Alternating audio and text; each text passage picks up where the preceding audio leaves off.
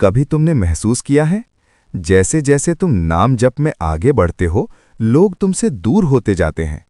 जो कल तक तुम्हारे अपने थे, आज तुम्हें समझ नहीं पा रहे।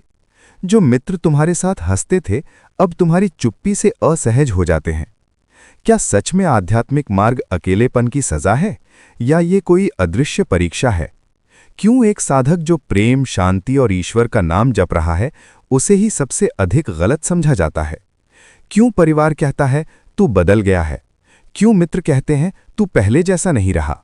और क्यों भीतर एक गहरी तड़प जन्म लेती है कि कोई तो हो जो इस अनुभव को समझ सके? अगर तुम भी नाम जप करते करते एक अजीब सी आंतरिक दूरी, एक सूक्ष्म एकाकीपन अनुभव कर रहे हो, तो आज का ये संदेश तुम्हारे लिए है। आज हम उस रहस्य को खोलेंगे जिसे समझे बिना साधक अक्सर टूट जाता है।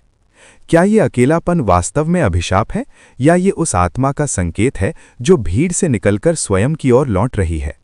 क्या ये संभव है कि ईश्वर पहले तुम्हें संसार से अलग करता है ताकि तुम उसे सच्चे अर्थों में पा सको?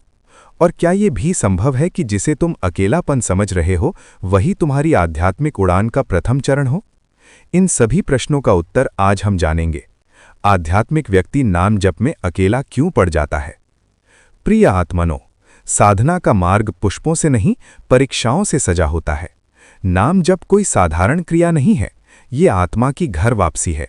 जब मनुष्य नाम जप करता है तो वो धीरे धीरे अपने संस्कारों की परतें हटाने लगता है। वो भीड़ की मानसिकता से निकलकर स्वतंत्र चिंतन की ओर बढ़ता है, और यहीं से प्रारंभ होता है उसका एकाकीपन। 1. चेतना का स्तर बदलना। जब साधक नाम जप में गहराई से उतरता है तो उसकी चेतना का स्तर बदलने लगता है। जो बातें पहले उसे आकर्षित करती थीं, अब वे उसे सतही लगने लगती हैं। जहां पहले घंटों गपशप होती थी, अब वहां उसका मन नहीं टिकता। भीड़ वही है, लोग वही हैं, पर उसकी दृष्टि बदल चुकी है। ये दूरी बाहरी नहीं, चेतना की है, और चेतना का अंतर ही एकाकीपन का कारण बनता है। 2. ऊर्जा का शुद्धिकरण। नाम जप केवल शब्दों का उच्चारण नहीं है, ये ऊर्जा का शुद्धिकरण है। जब भीतर की ऊर्जा शुद्ध होती है तो वो निम्नतर तरंगों से असहज हो जाती है। साधक को शोर, दिखावा, नकारात्मकता भारी लगने लगती है। वो स्वाभाविक रूप से मौन और एकांत की ओर आकर्षित होता है। लोग सोचते हैं ये घमंडी हो गया है, पर सत्य ये है वो भीतर की शांति की रक्षा कर रहा होता है। 3. संबंधों की परीक्षा। जब साधक बदलता है तो उसके संबंध भी परीक्षा से गुजरते हैं। कुछ लोग उसके परिवर्तन को स्वीकार कर लेते हैं, कुछ लोग उससे दूर हो जाते हैं। ये प्रकृति का नियम है।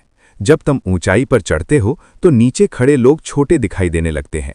इसका अर्थ ये नहीं कि वे छोटे हैं, अर्थ ये है कि तुम्हारा दृष्टिकोण ऊंचा हो गया है। 4. आत्मनिर्भरता की तैयारी।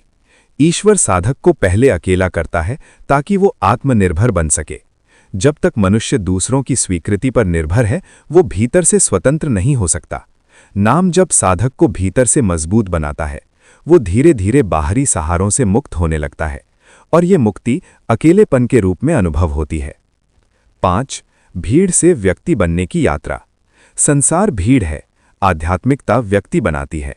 भीड़ में पहचान खो जाती है, साधना में पहचान मिलती है। जब तुम भीड़ से बाहर आते हो तो स्वाभाविक है कि कुछ समय तक तुम अकेले खड़े रहो, पर यही अकेलापन तुम्हारी मौलिकता को जन्म देता है। अकेलापन वास्तव में 2 प्रकार का होता है। अहंकार का अकेलापन, जिसमें व्यक्ति खुद को श्रेष्ठ समझता है। आत्मा का एकांत, जिसमें व्यक्ति भीतर ईश्वर से जुड़ता है। साधक को सावधान रहना चाहिए कि उसका एकांत अहंकार में न बदल जाए। नाम जप का उद्देश्य अलग होना नहीं, बल्कि भीतर जुड़ना है। समाधान क्या है?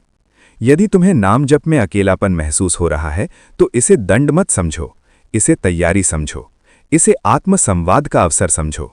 साथ ही सत्संग से जुड़े रहो, सकारात्मक संगति खोजो, सेवा कार्य में लगो।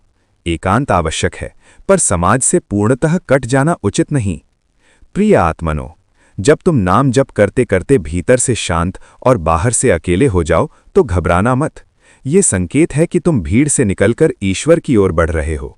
याद रखो, सूर्य जब उगता है तो आकाश में अकेला ही होता है, पर उसी के प्रकाश से सारा जग प्रकाशित होता है।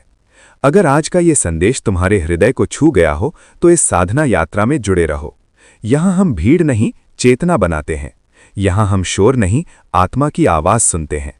चैनल को सब्सक्राइब करो, वीडियो को लाइक करो और कमेंट में लिखो, मैं अकेला नहीं, ईश्वर मेरे साथ है। फिर मिलेंगे अगले आध्यात्मिक संदेश में।